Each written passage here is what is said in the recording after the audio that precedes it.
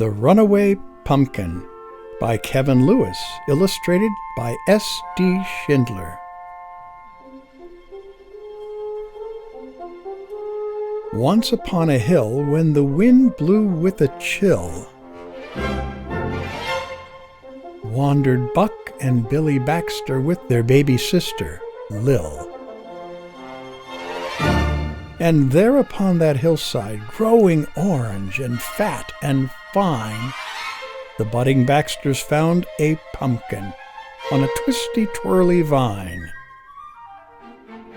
It was big, and it was round, and the boys, their eyes agleam, gave a whoop and a yell and a holler. No finer pumpkin had they seen, and today was Halloween. Yet little Lil was cautious, and of course she tried to warn them, but her bumbling big-head brothers snapped the pumpkin from its stem, and as she watched them roll it, at first real slow, but then much faster, little Lil looked down the hill and she foresaw disaster. Round and round across the ground, making a thumpin' bumpin' sound, came that thumpity-bumpity thumpin' bumpin' round and rolly runaway pumpkin.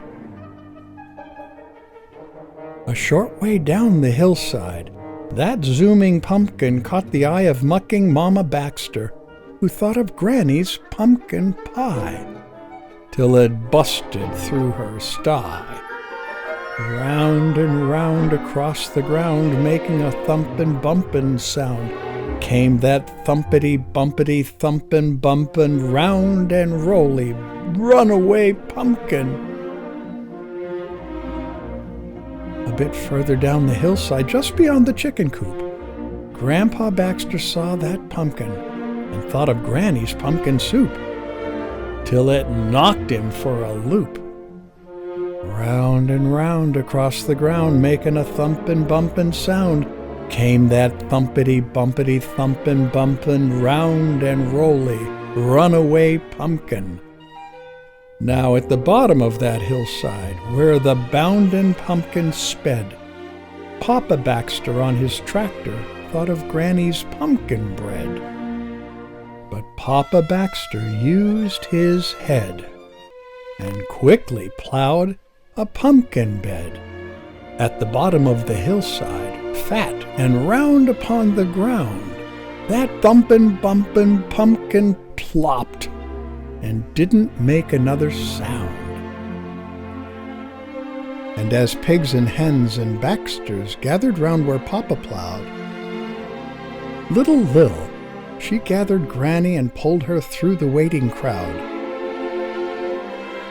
Buck and Billy looked really proud. Then thumpity-bumpity, thumpin' bumpin', straight to the kitchen went that pumpkin. And soon after came the smell of dear old Granny cookin' something.